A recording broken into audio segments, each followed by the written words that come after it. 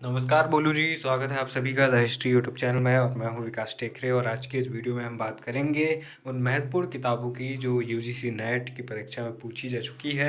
आप सेट की तैयारी कर रहे हैं तो भी ये महत्वपूर्ण है, आप असिस्टेंट प्रोफेसर की तैयारी कर रहे हैं तो भी ये महत्वपूर्ण है। यानी कि इतिहास यूजीसी नेट लेवल का जहाँ जहाँ पूछा जाता है वहाँ वहाँ ये सभी के लिए आपको ज़्यादा महत्वपूर्ण है। और ख़ास तौर पर जब आप यूजीसी या सेट की तैयारी करते हैं तो आप इन्हें ज़रूर ध्यान से रख कर जाइए, क्योंकि 3-4 क्वेश्चन ऐसे होते हैं जो किताबों से संबंधित होते हैं। इन्हें आप आसानी से जब हल करेंगे तो आप काफ़ी आगे बढ़ जाएंगे, क्योंकि बहुत सारे विद्यार्थी इन्हें छोड़ देते हैं। देखिए, यहाँ पर जियाउद्दीन बरनी तारीख़ फ़िरोज़ शाही लिखते हैं, मिनहाज सिराज तबक़ात ए नासिरी लिखते हैं, फ़ाक़ ए मुदव्विर आदाब उल हर्ब व अल सुजात लिखते हैं, लुसियन फेवरे द रिज़ॉन ऑफ फ्रांस लिखते हैं, तो max block the history Orion craft नामक रचना लिखते हैं। एम्यूल एल आर ये क्या लिखा भाई, लिड्यूरी द पीजेंट ऑफ लिन्यू डोक लिखते हैं, और फर्नार्ड ब्राडल द मेरिटोरन नामक किताब लिखते हैं। दादा भाई नौरोजी ने राष्ट्रगुप्ता लिखा है। दादा भाई नौरोजी ने धन निष्कासी पर भी बहुत सारी किताबें लिखी हैं, लेख लिखे हैं जो कि बहुत ज़्यादा महत्वपूर्ण हैं। दोस्तों, द्वारकानाथ विद्याभूषण ने सोम प्रकाश लिखा है, देवेंद्रनाथ टैगोर ने इंडियन मिरर, जीएस अय्यर ने स्वदेश मित्रम, बी ए स्मिथ ने the early history of India लिखा है, जॉन मैल्कम ने sketch of political history of India 1811 लिखा, जेम्स मिल ने the history of British India लिखा 1881, एल्फिंगस्टन ने द हिस्ट्री ऑफ इंडिया लिखा है। और ये किताबें बहुत ज़्यादा कंफ्यूजिंग है। कबीर की जो रचना है बीजक है, और इसका संकलन इनके शिष्यों ने किया, और इसमें हमें कबीर के उन सभी विचारों को देखने को मिलता है जो आज हम पढ़ते हैं। कबीर कहते हैं, काकर पाथा जोड़कर मस्जिद लाए बनाए, ता चढ़ मुल्ला बाग दे क्या बहरा हुआ खुदाए। इस तरह के वे मुस्लिमों पर प्रहार करते हैं, फिर उसी तरह वे हिंदुओं पर भी प्रहार करते हैं कि मूड़ मिड़ाए हरी मिले तो सबको ले मुड़ाए, बार बार के मूड़ मुड़ाए भेड़ न बैकुंठ जाए। भैया, यहाँ पर जो तिरुपति बालाजी में मुंडन करवा के आते हैं बड़ी मेहनत से, उनके सामने अगर कोई ये लाइन बोल दे तो उसको तो चपाचप पड़ जाएगी। फिर बाद में बोलेंगे कि भाई ये कबीरदास की लाइन है, हमारी नहीं है। कि बार बार बाल कटवा लेने से या बाल दान कर देने से कौन से पुण्य आपको मिल जाएंगे, कौन से पाप आपके खत्म हो जाएंगे। अगर ऐसा ही होता है तो आपसे पहले तो कोटा मिलेगा भेड़ों को, क्योंकि उनके तो बाल हर 15-20 दिन में कटते रहते हैं, बार बार करते रहते हैं, तो भाई उनको पहले स्वर्ग मिलेगा, लेकिन आपको क्यों मिलेगा स्वर्ग। तो इस तरह की लॉजिकल बातें कबीरदास जी करते हैं, और बहुत ही ऐसी बातें वो करते हैं जो आज भी उतनी ही प्रामाणिक और उतनी ही वास्तविक लगती है जितनी उनके समय पर लगती है। कहते हैं कि वे सिकंदर लोदी के समय के दौरान के थे, और सिकंदर लोदी के साथ अक्सर उनका जो झगड़ा चलते रहता था, क्योंकि वे सीधे तौर पर इस्लाम और अन्य धर्मों पर सीधे तौर पर उनकी कुरीतियों पर खुलकर बोलते थे। अब हम यहाँ पर अगली रचना को देखते हैं, तो वह आती है सूरदास जी की भ्रमर गीत, फिर एकनाथ जी की भावार्थ रामायण, तुलसीदास जी की विनय पत्रिका, सुनील कुमार की the emergence of the Delhi सल्तनत, कैथरीन बी एसर की इंडिया बिफोर यूरोप, हरवंश मुखिया की द मुगल ऑफ इंडिया, और गौतम की न्यास, कपिल की मीमांसा, कनाद की सांख्य, जैमिनी की वैशेषिक। ये इनकी शाखाएं हैं जो प्रमुख दर्शन हमें देखने को मिलते हैं। तो ये प्रमुख दर्शन यहाँ पर पूछा गया था एग्जाम में।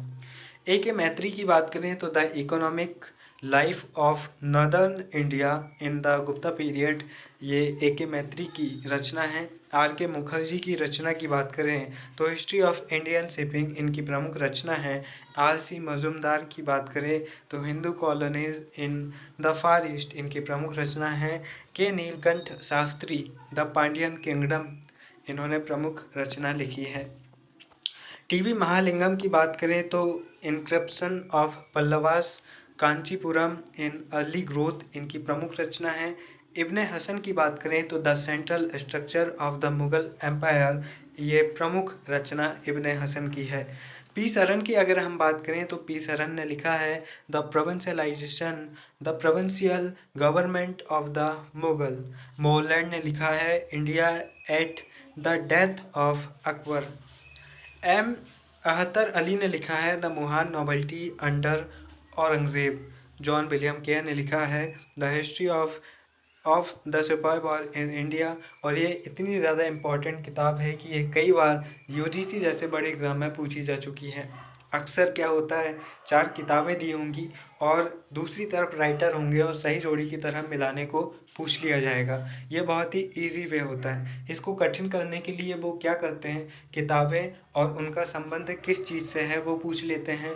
फिर और टफ बनाना है तो फिर किताबें और उसमें क्या प्रमुख वर्णन है वो पूछ लेते हैं। तो इस तरह से क्वेश्चन बनाने का पैटर्न होता है। और भी जब आप PYQ देखेंगे तो आपको अलग अलग यूनिट के बारे में पता चलेगा कि किस तरह से एग्जामिनर क्वेश्चन को बना रहा है। जब आप ये समझ लेंगे तो आपके लिए बहुत आसान हो जाएगा तैयारी करना। इसलिए PYQ बहुत इम्पोर्टेंट होते हैं। GB मेल्सन की बात करें तो इंडियन म्यूटिनी इन 1857, एडवर्ड जे थॉमसन ने लिखा है the under side of the medal, यानी कि मेडल का जो अंदरूनी हिस्सा है उसके बारे में, यानी कि ये शीर्षक से इन्होंने एक प्रसिद्ध किताब लिखी है। सर जॉर्ज मैकमून ने लिखा है the Indian mutiny in perspective नाम से इन्होंने यहाँ रचना लिखी है। पांडुरंग बामन काड़े ने लिखी है हिस्ट्री ऑफ धर्मशास्त्र। आलसी मजुमदार ने लिखा है history and culture of Indian people. Neelkanth Shastri लिखते हैं हिस्ट्री ऑफ एंशियंट इंडिया और history of south India. AL बासम ने लिखा है वंडर दैट वाज इंडिया। तो ये सारी किताबें जो मैं आपको इस वीडियो के दौरान बता रहा हूँ, ये वो किताबें हैं जो अधिकतर बार यानी कि बार बार UGC नेट हिस्ट्री की परीक्षा में पूछी जा रही हैं। मैंने इस सीरीज़ को 3 भागों में बांटकर आपको पढ़ाने का प्रयास किया, या फिर ये नोट्स आप तक 3 तरह से पहुँचाने का प्रयास किया। पहला ये था कि हमने उन किताबों, उन लेखकों को पढ़ा जो कि 2016 से लेकर जून 2023 तक के UGC नेट हिस्ट्री की परीक्षा में पूछे जा चुके। और फिर उसके बाद हमने उन महत्वपूर्ण किताबों और राइटरों के बारे में जानने का प्रयास किया जो पूछे जा चुके हैं और पूछे जाने की संभावना रखते हैं। और अंतिम चरण में हम उन किताबों, लेखकों के बारे में पढ़ रहे हैं जो बार बार UGC नेट, सेट और इतिहास के उन महत्वपूर्ण परीक्षाओं में पूछे जाते हैं। ख़ास तौर से UGC नेट में ये अक्सर रिपीट होती हैं, क्योंकि UGC नेट में अक्सर बहुत कम चीज़ें रिपीट होती हैं लेकिन किताबें बार बार रिपीट होती हैं। इसलिए अगर आप 250-300 किताबों को अच्छे से पढ़ लेते हो, मतलब पढ़ने का ये मतलब नहीं है कि आपको पूरी किताब पढ़नी है, आप उनके बारे में अच्छे से जानकारी रखते हो कि भाई उसका राइटर कौन है, किताब में महत्वपूर्ण वर्णन क्या है, वह किस टॉपिक पर लिखी गई है। अगर आप ये जानकारी रखते हो तो आपको बहुत अच्छे से नंबर मिलेंगे और आपको मज़ा भी आएगा इनको पढ़ने में।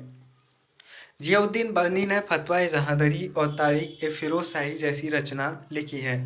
फ़िरोज़ तुगलक ने फुतूहात ए फ़िरोज़ शाही लिखा और ये जो दिल्ली सल्तनत है उसका ऐसा सुल्तान है दिल्ली सल्तनत का जो अपनी ऑटोबायोग्राफी लिख रहा है।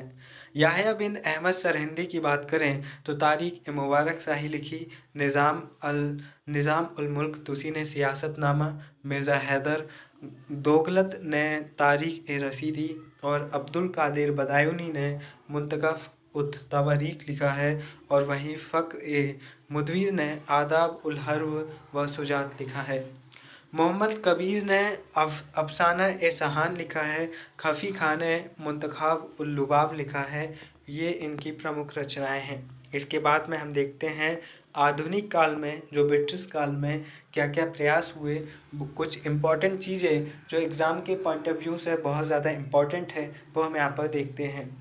एशियाटिक सोसाइटी की स्थापना। आज सुबह ही जब मैं क्लास 8 का 7th चैप्टर पढ़ रहा था, जब मैं आपको पढ़ा रहा था जिसका वीडियो अपलोड होने वाला है, उसमें इसके बारे में पूरी तरह से वर्णन दिया हुआ है। और NCERT की खासियत ये है, इतने प्यारे तरीके से उन्होंने वर्णन दिया है ना कि उन्होंने ये तो बताया ही है कि कब क्या बना, उन्होंने ये भी बताया है कि क्यों बना, जो कि बहुत कम किताबें बनाती है, कि भाई अंग्रेज़ों ने आधुनिक शिक्षा पद्धति भारत में क्यों लाई और उसी समय क्यों लाई। तो बहुत अच्छे से बताया है कि भाई उनका व्यापार भारत में शुरू हो रहा था, उनका प्रशासन बढ़ रहा था, जिसके लिए उन्हें ऐसे भारतीयों की ज़रूरत थी जो यूरोपीयपन के प्यार में पड़े हो या फिर बहुत ही ज़्यादा वेस्टर्न होने के शौकीन रखने लगे हों। तो इस तरह से उन्होंने बहुत ही ज़्यादा इसका हाइप बनाया, बहुत ही ज़्यादा अंग्रेज़ी को प्रसारित किया, बहुत ही ज़्यादा प्रोपेगेंडा की तरह बहुत फैलाया, भाई अच्छे कपड़े पहनो, अच्छी शराब पियो, अच्छे से बोलो। इस तरह की चीज़ें कर कर कर उन्होंने अपने उद्योग को बढ़ाया और अपने लिए नए नौकर खड़े किए। तो ये बहुत ही अच्छे से एनसीईआरटी में बताया गया। तो ये देखकर मुझे ध्यान आ गया, क्योंकि ये सारी चीज़ें मैंने सुबह ही पढ़ी है। आप भी एनसीईआरटी को अपने स्तर पर या फिर आप देख सकते हैं कि प्लेलिस्ट में एनसीईआरटी का वीडियो है, आप वहाँ पर से भी जाकर चीज़ों को देख सकते हैं।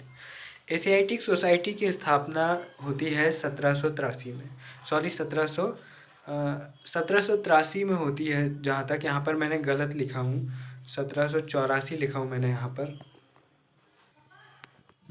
सही डेट जो है वो 1784 ही है। मैं थोड़ा सा कंफ्यूज हो गया, क्योंकि क्या है, ये जनवरी 1784 में हुई है, इसलिए कुछ किताबों में 1783 दिया हुआ है, कुछ में 84 दिया हुआ है।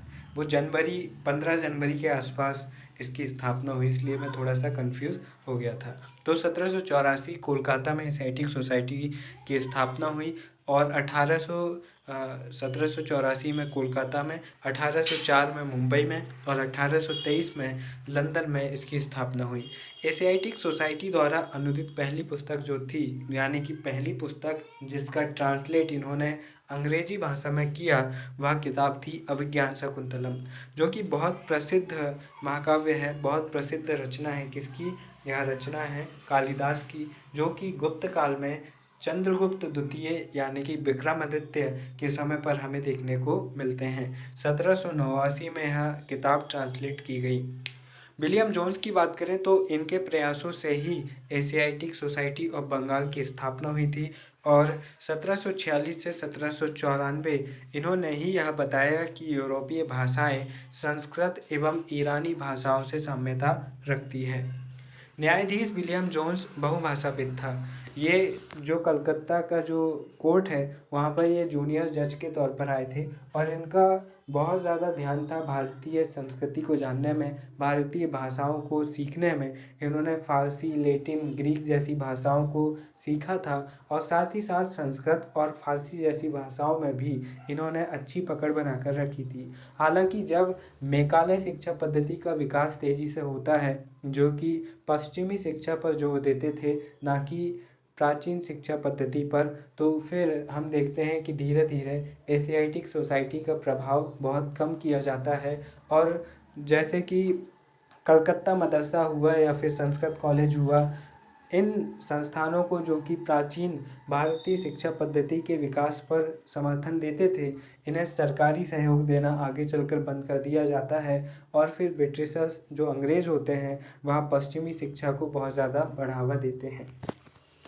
भगवद गीता एवं हितोपदेश का अंग्रेजी अनुवाद चार्ल्स विल्किंसन ने किया था। फ्रांस विश्वविद्यालय में ही हम सबसे पहले संस्कृत का अध्ययन हैमिल्टन द्वारा शुरू करते हुए पाते हैं। फ्रांस विश्वविद्यालय में ही सबसे पहले संस्कृत विद्यालय का अध्ययन कौन करना शुरू करता है? अध्यापन वह करता है हैमिल्टन, यानी कि ये प्रोफेसर, संस्कृत के प्रोफेसर बनकर जो फ्रांस का विश्वविद्यालय है वहाँ पर ये पढ़ाना शुरू करते हैं, फ्रांस विश्वविद्यालय में।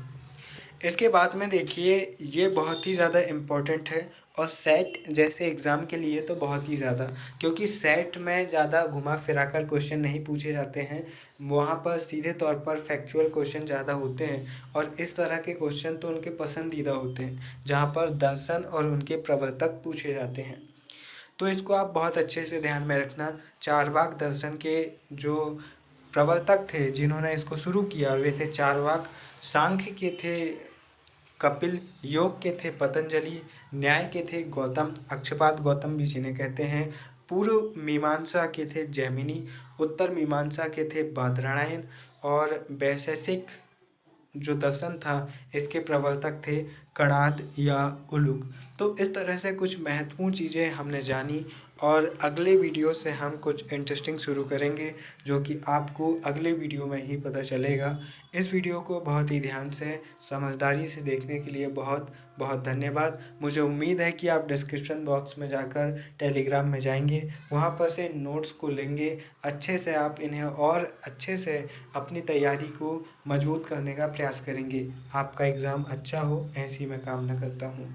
फिर मिलेंगे, तब तक के लिए नमस्कार, जय हिंद।